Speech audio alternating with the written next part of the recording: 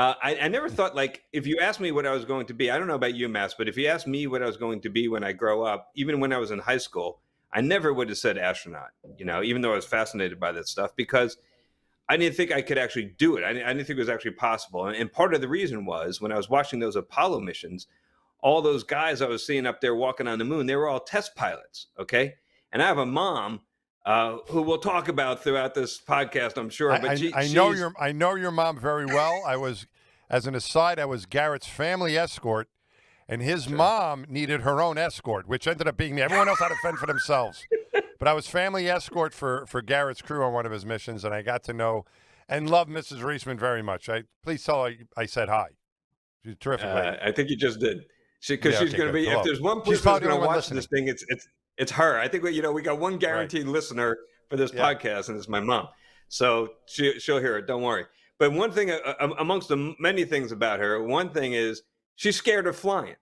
And I don't mean like flying on the space shuttle or flying like an X-15. I mean like she's scared of flying on United. Okay.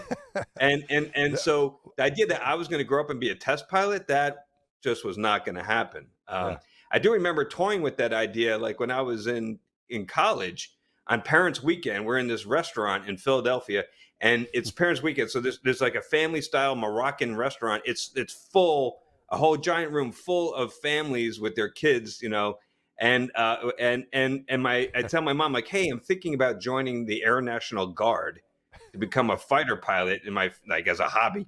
And she's like, and she freaked out, right? She totally freaks out. She lost it, and she starts yelling at me, and then she starts like soliciting the other parents in the room, like, would you let your child do this? No, of course not. It's like, and it's like so embarrassing. I'm turning red. I knew some of the other students in the room. It was terrible. So I would have told you in high school that I was going to be like a doctor or an engineer. I was always interested in the STEM stuff, the science, physics, and math. But I never would have said astronaut until near the end of my time as an undergrad. I got a hold of some of the bios of some of the people that NASA had just selected and found that they weren't all test pilots. There were some scientists in there, engineers, medical doctors. I remember seeing Leroy Chow. Leroy Chow was one of the guys, and Ellen Ochoa were in that Air and Space magazine article. And I'm like, yeah, they're not test pilots. So I started thinking, hey, maybe this is possible. And that's when I got serious about it. But it wasn't until my final year as an undergrad. It was good. How about you? Did you always want to do it? Yeah, I did as from a little kid, but just to follow up, at least going those ways, you could trick your mom. She wouldn't know. She wouldn't know that like, no, I'm not flying at all, Mom. I'm going straight to the spaceship. But she didn't have to know about that. And just so people get an idea of what your mom is like at your landing. I think it was your second flight on your landing. And we were waiting by I was with her and all the other families. There was maybe one other astronaut there as an escort and all these families.